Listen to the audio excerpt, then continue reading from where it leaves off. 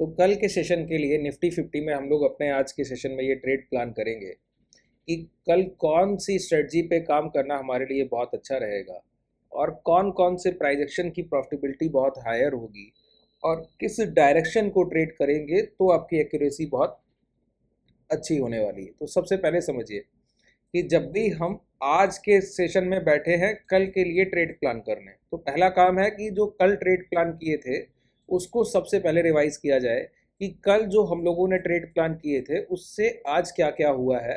फिर हम उन्हीं ट्रेड प्लान्स को आगे लेके जाएंगे और कल के लिए अपने प्लान्स तैयार करेंगे। सबसे पहले समझिए कि कल के सेशन में हम लोगों ने क्या बात की थी। कल के सेशन में हम लोगों ने बात की थी, पहली का बात की थी रजिस्टेंस शिफ्टिंग पे, कि जो प्राइस 24,600 को ब्रेक कर गया उसको 24,800 को भी ब्रेक करने में कोई दिक्कत नहीं।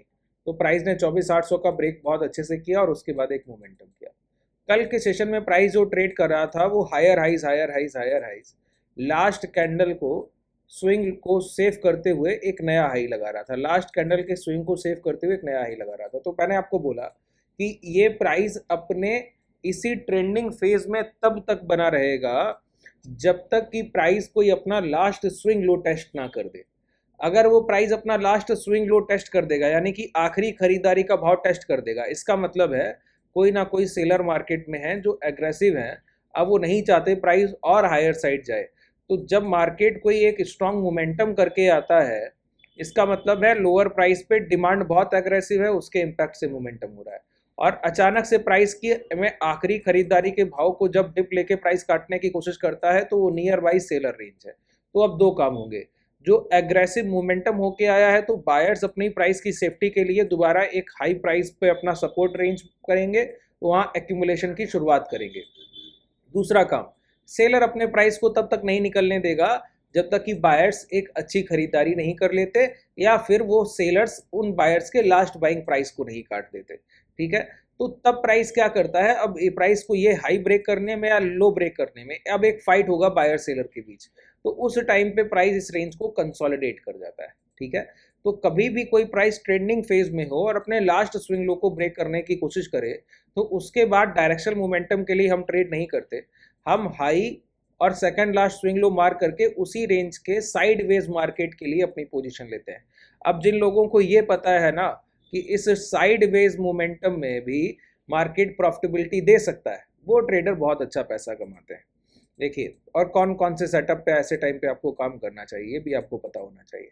देखिए, अब मॉर्निंग को प्राइस ओपन होता है, ओपन होने के बाद जो मॉर्निंग का पहला डे लो लगा देता है, सुबह ही 9:30 को जो डे लो लगाता है 670 का लो लगाता है।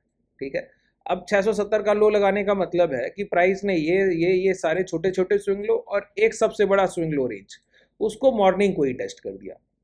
ठीक है, तो प्राइस का जो ये मोमेंटम फेज था इसको तो मार्केट ने मॉर्निंग में ही खत्म कर दिया कि अब ये हायर हाइस के ट्रेंड की तरफ तो अभी हम नहीं जा रहे, क्योंकि हम किसी एक अच्छे सेलर के पास है तो प्राइस ने वहां से डिप लिया। ठीक है, तो अब प्राइस अपने लास्ट स्विंग लो को सेव करने की कोशिश करेगा और हायर साइड प्राइस ले जाने की कोशिश करेगा, लेकिन मॉर्निंग से सेलर स्ट्रांग है तो इन सेलर के सामने उतना क्वांटिटी खरीदना पड़ेगा। तो प्राइस देखिए वीकनेस के साथ रहा और उसके साथ कंसोलिडेशन करता रहा। ऐसा नहीं कि बहुत बड़ा डिप आ गया कि हम लोग इतना गैप अप करके ये मोमेंटम किया था। कल के सेशन में हम लोग कहाँ ट्रेड कर रहे थे 2438 और कल के हाई क्या लग गए सर आज के 24,900। तो जो इंट्राडे एक सेशन के सिर्फ और अगले सेशन के गैप अप में प्राइस 900 पॉइंट का मोमेंटम कर दे तो उसमें ये कोई बहुत बड़ा डिप नहीं है 300-350 पॉइंट का। ठीक है, इसको हम कोई बहुत बड़ा डिप नहीं मानते। अब हम देखते हैं कि हम ट्रेड कहाँ कर रहे हैं। अब हमारे लिए जब इस तरीके का प्राइजेक्शन होता है ना तो दो काम होंगे। प्राइस ने अपना लास्ट स्विंग लो टेस्ट किया तो या तो प्राइस अगर सेलर एग्रेसिव है तो वो ट्रेंड को रिवर्सल कराएगा, डाउनसाइड दोबारा यहीं लेके आएगा। लेकिन अगर बायर स्ट्रांग है तो अपने आखिरी खरीदारी के भाव को बचाने के बाद कोई रेंज बनाएंगे प्राइस में डिमांड का, फिर हायर साइड मोमेंटम करेंगे। तो कल के सेशन में हम नॉन बायस्ड होके ट्रेड करेंगे। नॉन बायस्ड होके ट्रेड करने का मतलब है कि प्राइस में ट्रेंडिंग मोमेंटम तब आएगा जब price major gap up gap down ना करे, पहली चीज। दूसरी चीज ये, price major gap up gap down ना करने के बाद लेवल टू लेवल मार्किंग करके ट्रेड करेंगे। ठीक है, कि किस प्राइस के बाद हम बुलिश हैं और किस प्राइस के बाद हम बियरिश हैं। इसके लिए पहला काम हमको करना पड़ेगा, 2 मिनट के टाइम फ्रेम पे आते हैं, 2 घंटे के टाइम फ्रेम पे हम लोग आते हैं निफ्टी में, या 1 घंटे का लगा लेंगे तो भी आपको समझ आएगा अच्छे से। अब आप जरा गौर करें तो आपको समझ आएगा कि हम लोगों ने क्या किया था। या मैंने आपको ये ट्रैपिंग रेंज बताई थी कि लो ब्रेक किया, प्राइस रिवर्स किया। ठीक है, प्राइस ने हाई ब्रेक किया, प्राइस रिवर्स किया, लेकिन इस लो के नीचे नहीं आया। इस लो के नीचे ये बायर, ये सेलर्स ट्रैप है कि शॉर्ट सेलिंग दिखाया और प्राइस हाई ब्रेक कर गया। ये बायर्स ट्रैप है कि लॉन्ग दिखाया, प्राइस ट्रैप कर गया। ठीक है, तो लेकिन इन बाई जो यहाँ पे शॉर्ट सेल करके बैठे थे यहाँ पे, उनको निकलने का मार्केट मौका नहीं, ये लो ब्रेक नहीं किया, इसका वैलिडेशन नहीं किया। लेकिन प्राइस ने जो ये हाई ब्रेक किया ना, इसका वैलिडेशन किया। देखिए ब्रेक किया और इसके अब मोमेंटम किया।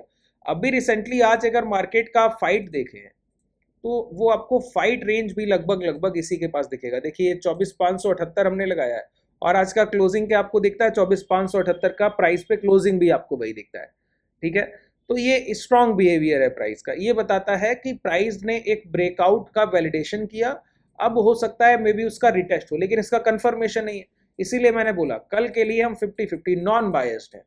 नॉन बायस्ड किस लिए कि प्राइस अगर इस रेंज का, ये जो इन्वर्टेड हैमर देख रहे हैं, इसका अगर ये लो ब्रेक करे और यही कल का ओपन प्राइस भी है, तो 24,420 के नीचे अगर प्राइस ब्रेक डाउन करेगा तब तो हम शॉर्ट सेलिंग के लिए जाएंगे, उसके पहले नहीं। दूसरी चीज, अगर प्राइस ओपन होता है और कंसोलिडेशन की शुरुआत करे, इसका मतलब है यही उसका एक्यूमुलेशन रेंज है, तो प्राइस में डिमांड चल रही होगी, बाइंग चल रही होगी। और कंसोलिडेशन इस तरीके के हाई ब्रेक होने के बाद रिटेस्ट के टाइम पे कंसोलिडेशन बायर्स का बिहेवियर माना जाता है, एक्यूमुलेशन माना जाता है। तो प्राइस इस तरीके से ओपन हो, ओपन होने के बाद इंट्राडे का जो डे लो लगा दे, कल इंट्राडे का जो भी डे लो लग जाए, या तो वो आज के डे लो के नीचे होगा या आज के डे लो के अबव होगा।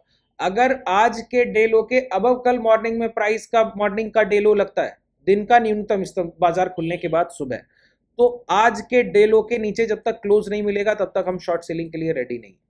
ठीक है, दूसरी बात, अगर प्राइस का एक नया डे लो लगे कल के सेशन में कि प्राइस ओपन हो, नीचे आए और दोबारा रिकवरी करके प्रीवियस डे, यानी आज का जो डे लो है वो कल के लिए पिछले दिन का लो हो जाएगा, तो प्रीवियस डे लो के अंदर की क्लोजिंग करे, हैमर कैंडल या इस तरीके का कोई फॉर्मेशन करे।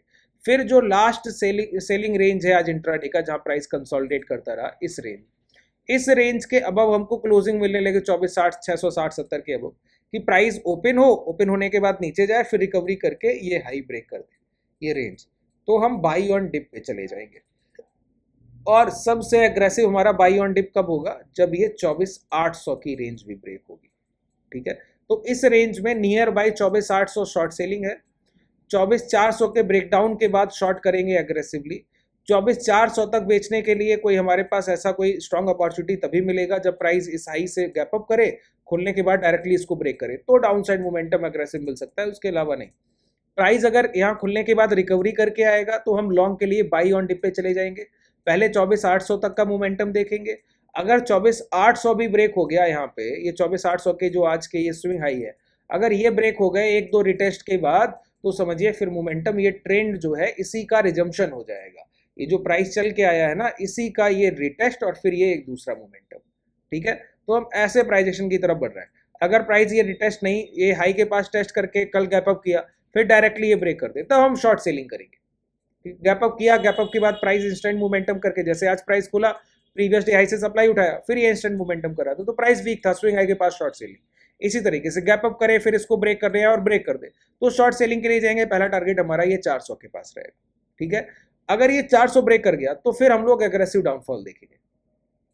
ऐसे ही इस साइड कि अगर प्राइस ओपन हुआ और दोबारा रिकवरी करके अंदर क्लोज किया, तो 24,800 तक तो लॉन्ग करेंगी, फिर हो सकता है प्राइस इसी रेंज को कंसोलिडेट कर जाए, तो बहुत अग्रेसिव नहीं होंगे।